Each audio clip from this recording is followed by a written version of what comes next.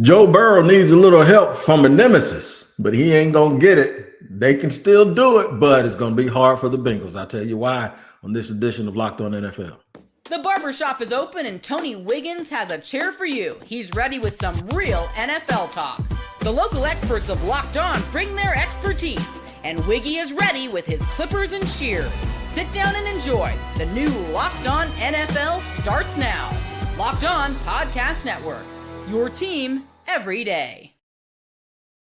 You got that right. It is your team every day. We thank you for making us your first listen here on Locked On NFL, where you get a double dose of the best from around the National Football League with the use of the local experts to know your team like no one else. I am Tony Wiggins, the barber, and welcome to the Barbershop.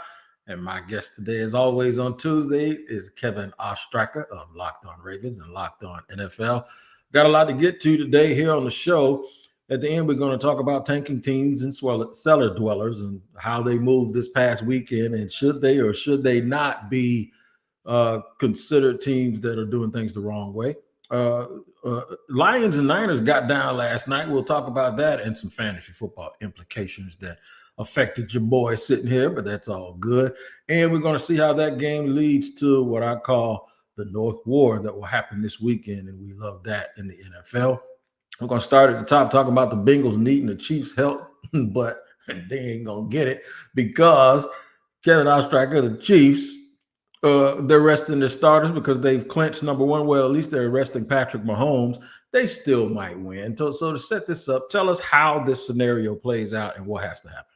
Yeah, I mean, the Broncos are in the driver's seat right now, and they're going to be able to get in the playoffs with a win. That's how it's going to go here. But there are going to be some other implications, assuming that, maybe the Broncos do lose this game. Maybe Carson Wentz can go out there and play the hero that the Bengals would need. So the Bengals still have an opportunity to get into the playoffs, but you're right.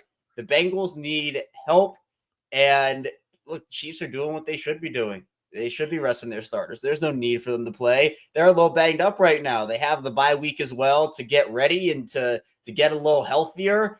If I'm the Chiefs, I'm loving my position right now. But obviously, the Bengals have done so much to get back to even be in the conversation of making the playoffs. I mean, look, I'll admit I was one of the people that was like, hey, there's no way this team is going to get all the help they need and one of the games they need to win to even be in this position in Week 18. So even being a Ravens guy, I'll give him a shout out for that. But I'll tell you, it would sting if you did all of that to get to this point and then you lose because the team you need to lose opponent doesn't play their starters. That would hurt a little bit. Yeah, it hurts, man. And it goes back to games that they lost. Didn't they lose to the Patriots earlier this year? And I swear they lost to week one. And I'm sitting there saying, like, they're going to regret that. And now, see, this is why all of these games actually do matter. I want you to hear what the Broncos, Locked On Broncos guys have to say.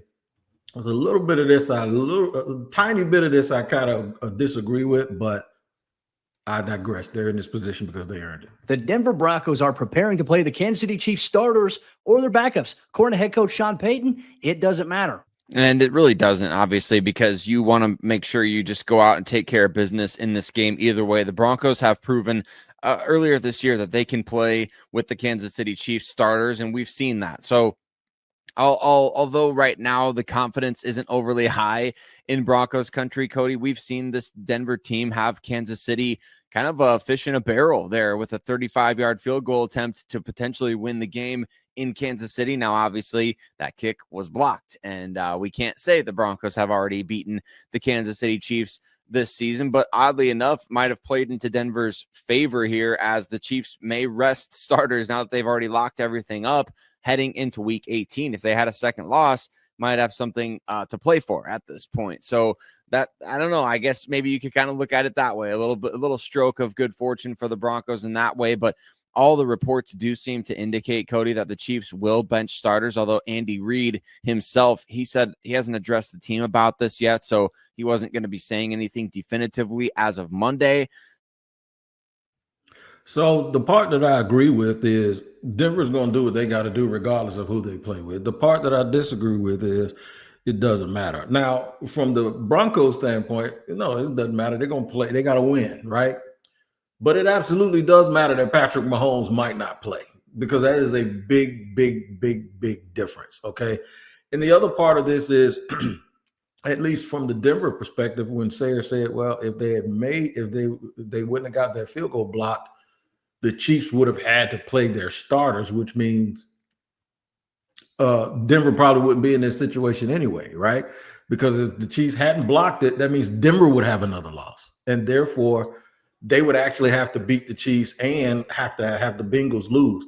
But this is a lesson, man, that those early season games really, really do matter, Kevin. Oh, 1,000%. This is what I say. All that I've said it on Locked On Ravens, because look, the Ravens started 0-2, and now they're in a position where they have to clinch. And I said, look, you don't worry about September losses in September, but you worry about September losses in December, because you look back on it and you're like, oh, you're 0-1, you're 0-2. Okay, you can recover from that. Teams recover, and they do. But then you're fighting for seeding, you're fighting for your division, and then you look back on that week 1 or week 2 or week 3 loss, and you're like, man, I wish we really got that one. Now, like, who was Baltimore? Who was Baltimore's bugaboo? Was it the Raiders, or did they also? They didn't lose to the Patriots, did they? No, it was the Raiders. They lost to the Raiders in week 2. Okay, yeah, the Raiders. I knew they had a bugaboo too, and I said that's going to bite them one day, and hopefully they can get past it. We got to listen to the Chiefs' perspective on this, which I totally get, and I totally understand. Here's the boys from Locked On Chiefs talking about Patrick Mahomes playing or not. Who's in? Who's out? What makes the difference? The reports are out. Carson Wentz is expected to start for this team against the Broncos. Chris Oladokun is expected to be elevated. That is one elevation for one game. That ties some of the knots, but that's kind of what we were expecting, right? I don't have any problem with that, and I like the concept of it. Maybe Chris gets some snaps as well. Yeah, and I would be okay with that as well. I think that this is exactly what they needed to do. Patrick Mahomes doesn't need to be active for this game. He doesn't need to have a chance of being active for this game.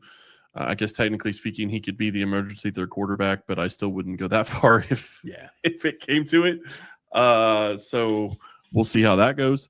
But to me, this makes the most sense. And when we start looking at other guys that they could bring up, there's lots of different guys that they could go. And really what it's going to come down to is what's the injury report look like this week, because there were some injuries from the previous weeks. Is there anything new that we don't know about or that we didn't know about that is going to play into somebody playing or not playing? Now listen here, man. The Kansas City Chiefs are absolutely doing what they feel like they have to do. But Kevin Oestreicher, let me go here, because I'm a barber. I'm always in somebody's business, and I'm always looking for an angle. Here's the angle. This worked out real well for the Chiefs. You know why?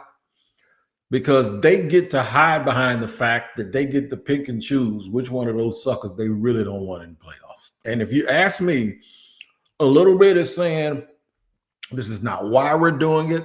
This is not our motivation. But one of the little extra things that comes along with this is we get to make sure that a team that has given us fits does not show up in the playoffs. Because I'm going to tell you right now, the Bengals, if they get in, will be the very last seed. That means they play number 2. The Bengals are not scared of Buffalo at all. The Bengals ain't scared of nobody, for real, because they've been there before, right? If they beat the Bills, guess who they'd have to play the next week? Kansas City. You got that right. And that is one of the teams that has walked right in the Arrowhead and been like this. We don't care where we at. We about to take it to you. And they continuously lose these games to the Chiefs late in games with boneheaded plays.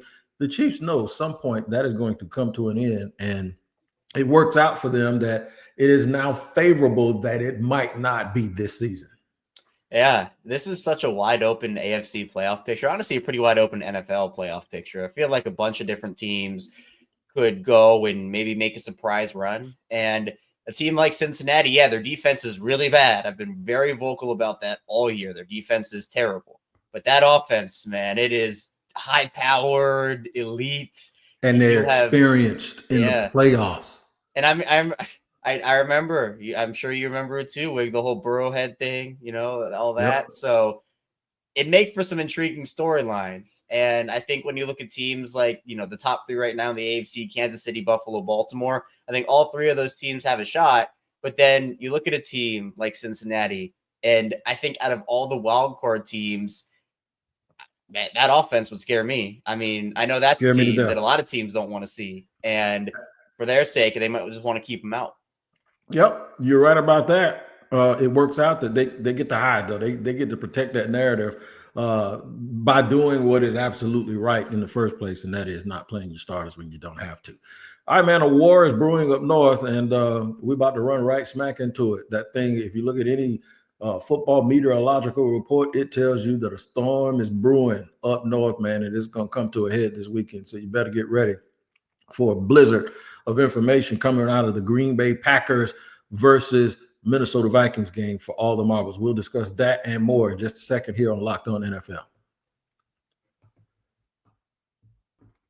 Today's show is sponsored and brought to you by Rocket Money. That's right. Did Rocket Money help you find any subscriptions that you were paying for twice in the past, if you've ever used them? Because I know you've used them by now. You heard me talk about them. Well, it happened to me. I had a few subscriptions. I was actually paying for twice, and then it was stuff that I no longer use. Rocket Money found that for me and made it easy to track them all down. It's like having a personal assistant in your finances, man. And you can who doesn't need a personal assistant sometimes? Rocket Money is a personal finance app that helps find and cancel your unwanted subscriptions, monitors your spending, and helps lower your bills so you can grow your savings. It brings everything together in one place, whether it's subscriptions, your spending habits, or even goals you want to hit this year. For me, it was one of the best features ever. My wife was really, really happy that I was able to save money because we found all of these apps and all of these subscriptions that I was no longer using, and we got rid of them. Cancel your unwanted subscriptions and reach your financial goals faster with Rocket Money. Go to rocketmoney.com/locked-on today. That's rocketmoney.com/locked-on. rocketmoney.com/locked-on.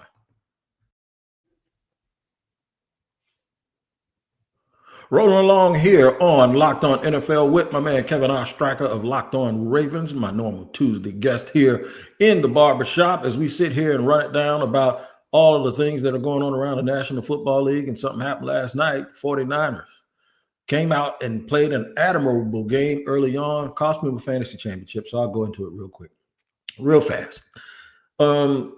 I was down by 12, but as soon as the game started, I was up by 5 because they give my defense 17 points. I had the Lions defense. I had middle linebacker from San Francisco. I had the kicker from Detroit. And I had Kerry Joseph, the safety, right? He had Purdy and Kittle. Oh, I was done in the first half, dude. I was down by 35 points. Now, they made it admirable in the second half because Joseph got 2 picks. Fred Warner had a couple of tackles. But for the most part, not kicking that field goal early in the game, I'm sitting there like, no, don't do that. Then they missed the extra point. And now I know at some point that's another touchdown where they're going to go for 2 again. So my kicker, he ended up with 10 points, but he should have had 20, right? In the defense, if they played the way they played in the second half, if they played that way they played in the first half, I would have probably won. But in the end, I lost my fantasy championship, but that's the way it goes.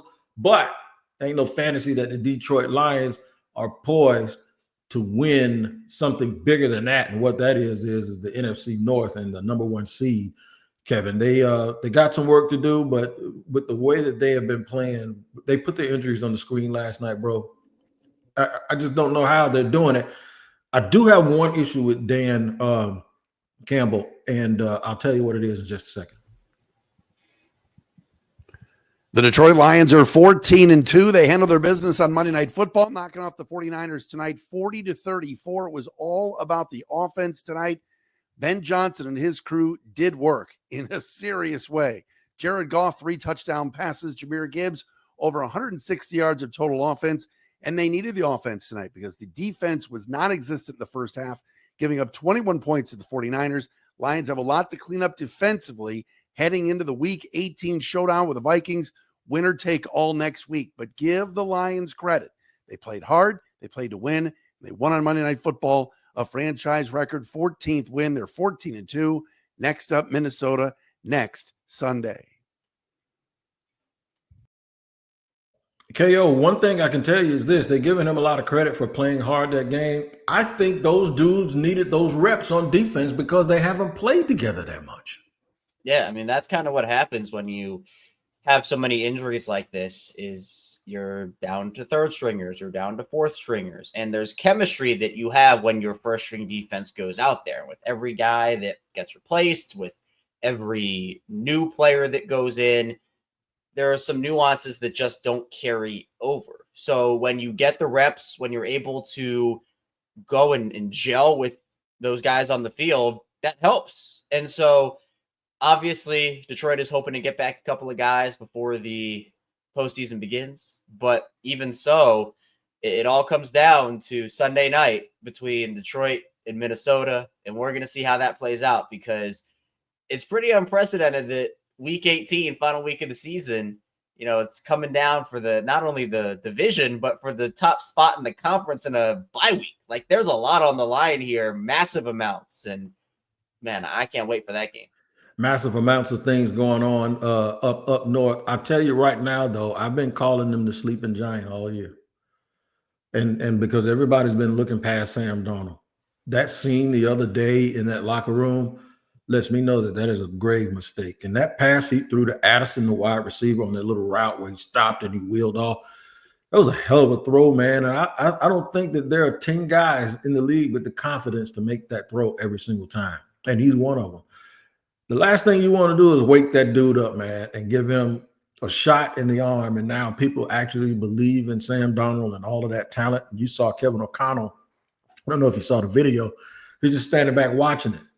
The Minnesota Vikings are an organization that really we thought, along with Buffalo, but mainly Minnesota, we really thought they were just peeling off and building for the future. They knew way more about their team than we did, and I'm going to give them a lot of credit. The 49ers are struggling. They got to get a lot of injured players back. They're going to have a lot of decisions to make. But one thing I will tell you, with Ricky Pearsall, with some of those linebackers and DBs that I saw playing last night, I don't think that they're far off, even though they're going to have to start trimming some of their fat and start rebuilding. It looks like they've done a real good job also with their talent in terms of their development. Here's Eric Crocker from Locked On 49ers about last night's win or loss.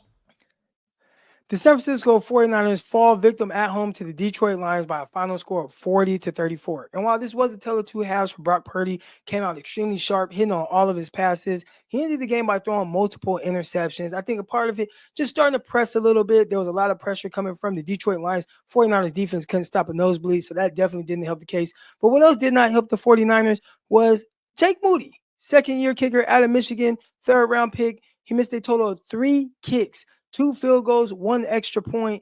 That did not help the San Francisco 49ers. But I will say there were some bright spots. 49ers, they're not going to the playoffs right now. So you got to look at some of the smaller wins. And Ricky Pearsall, after going through everything he went through to start this season, he had his biggest game yet. 8 receptions for 141 yards and a touchdown. Definitely something to continue to build off of. George Kittle, he also had a big game through the air as well. There were some bright spots for the 49ers, but not enough to beat the 14-2 Detroit Lions.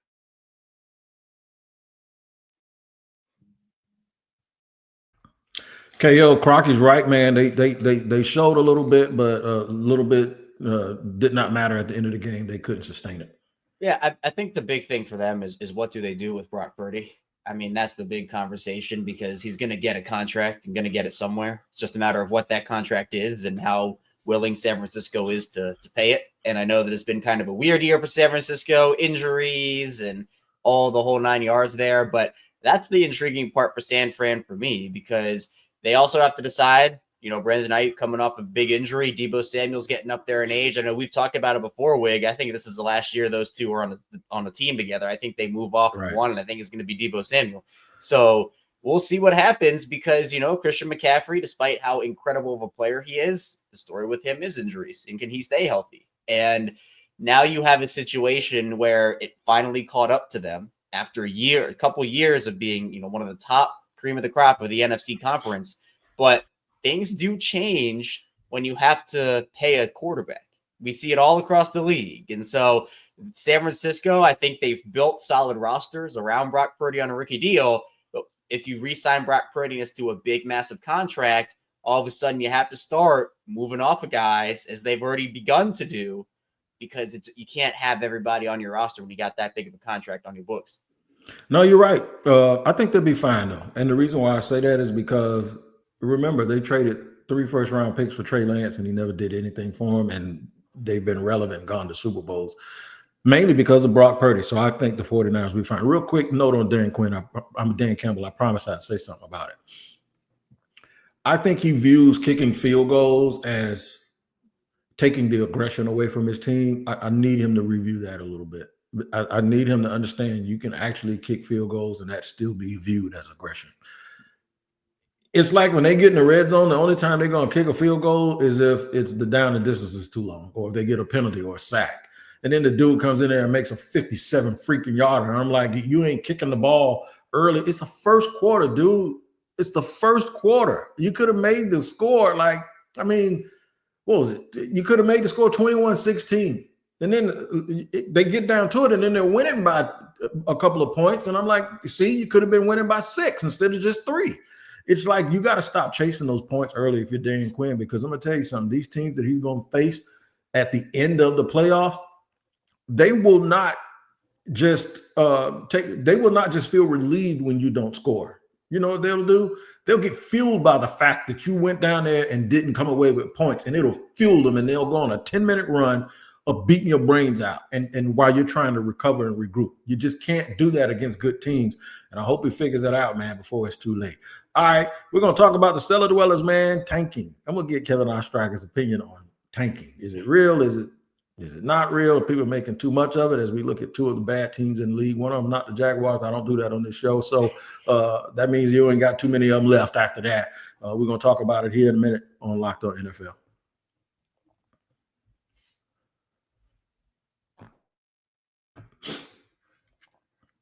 All right, third segment here on Locked On NFL with my man KO, Kevin Oestreicher of Locked On Ravens and Locked On NFL. A couple of teams feel the same way, but they feel differently about their game they had this past weekend. We're gonna pick 2 of them. It ain't gonna be the Titans and the Jaguars. That's obvious, right? How about the Saints and the Giants? Now, as it stands right now, I believe the draft order, I'll find it for you here.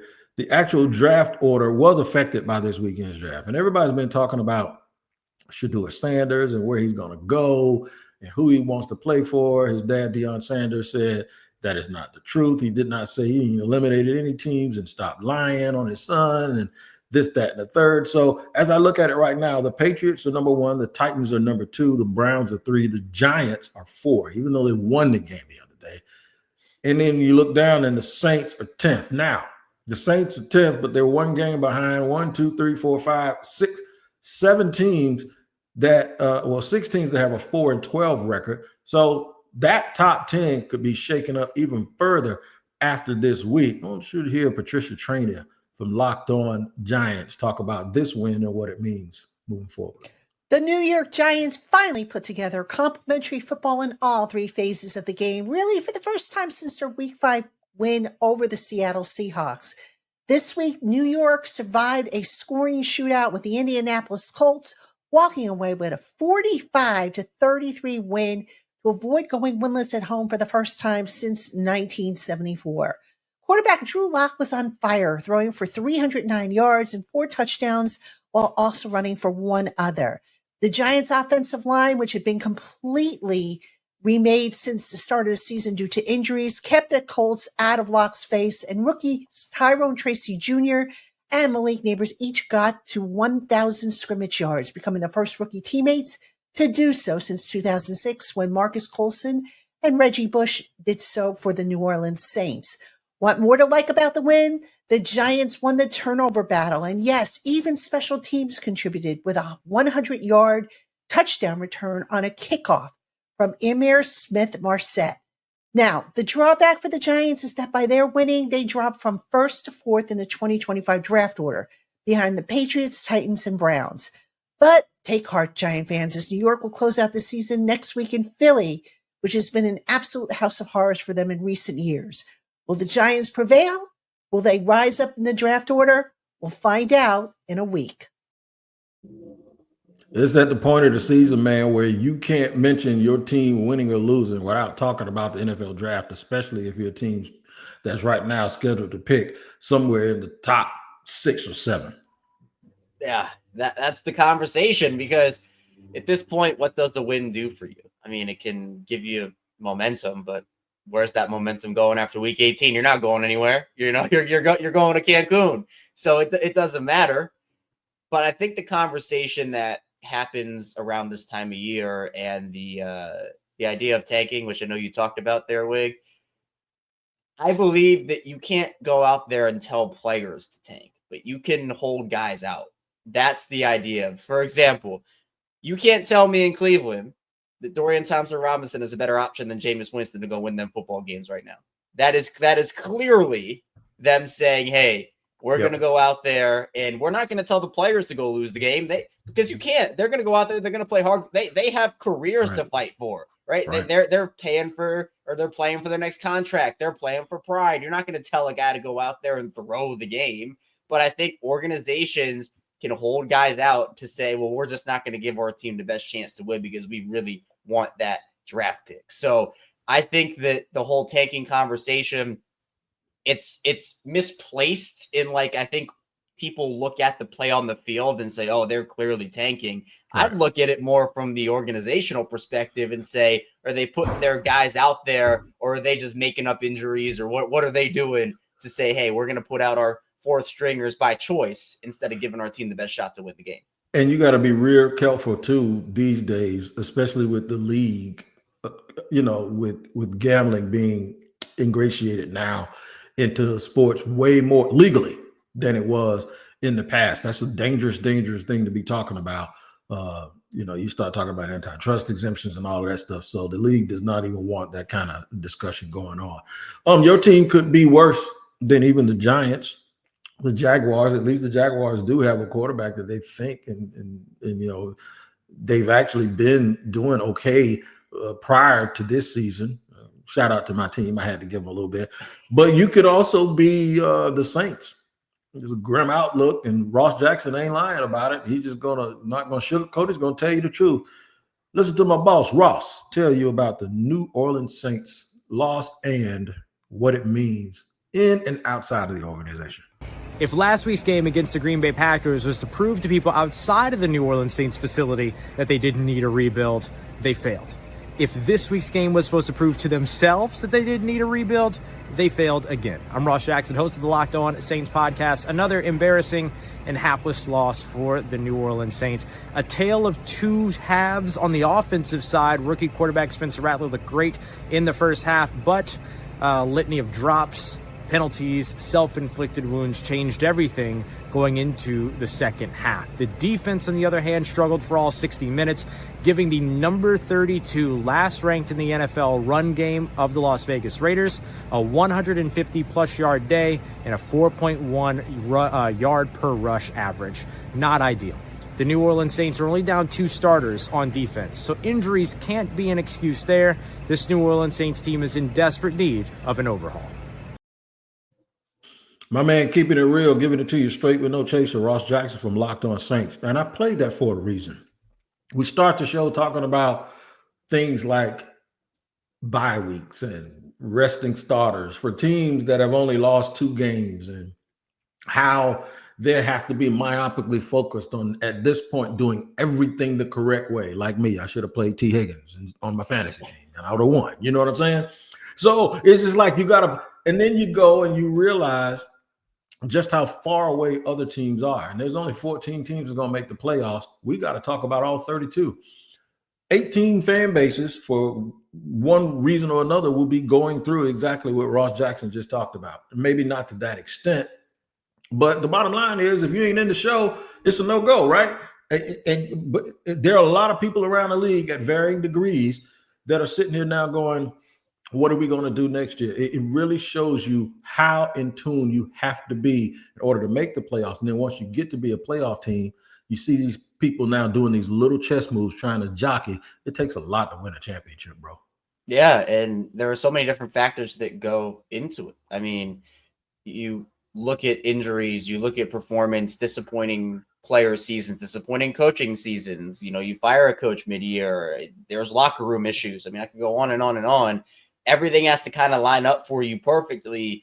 And so many of these teams feel like they have a shot at the beginning. I mean, everybody feels like they have a shot when everybody's 0-0. You're like, Right. okay, hey, we're on even playing ground here. And then you just get outclassed and you say, okay, maybe we're not quite there yet. But I think there is a difference between taking positive steps and taking no steps at all, or even taking steps back. I think we've seen teams take positive steps this season, even if that's not going to result in a playoff berth. I Right. think that's fine, because that's a progression. That's good. But then you have other teams that we thought were going to be great, and then, oh wow, now they're taking steps back. Now they have quarterback questions. Now their coach isn't going to be there next season, and then you have to kind of reevaluate something you didn't even think you had to reevaluate 4 months ago. So it's difficult because you always want to give your team the best shot to go out there and get the best players you can, draft wise, free agency wise. You don't want to, I guess, sabotage that, for lack of a better word, by winning a meaningless game in December that might alter your franchise for the next 5-10 years. But again, it kind of goes back to the tanking conversation. Like, you're not going to tell these guys to go out there and just throw the game. They're not going to listen to you, and they'll probably expose you later down the road. So it's an interesting conversation, but you got to go out there to play to win the game. That's what you have to do, bottom line. Giants legend Carl Banks, I saw it this morning before we started recording. He said, there's no way you're going to get them to do that. There's no way. These guys, can you imagine tanking for a team that's not going to re-sign you, and they're going to let you hit free agency, and then the teams that you want a job from tell your agent, no, I saw that dude quitting on tape. That's just the way it goes, man. It just doesn't work. There's just no way for guys that you put on the field in a gladiator sport like that to tank. I'm sorry, it just does not happen. It's detrimental to their careers. All right, man. So Locked On NFL will be here twice a day, just like tomorrow morning. You can check in with Tyler Rowland, the Madman. He'll hit you with an early morning shot of espresso to get you ready for your NFL day, and then I'll come back in the barbershop tomorrow myself. I talked about the Bengals needing help today. I'm going to talk about the Bucs and the Falcons tomorrow, man, because I really believe that one of those teams is going. Obviously, one of them's going and one of them's not going. But how they got here in their journey, did the Falcons wait too long to change their quarterback? That's one of the questions I want to broach tomorrow. We'll do that on Locked On NFL. You guys make sure you take care of each other. We'll see you later, and check in on Locked On NFL tomorrow.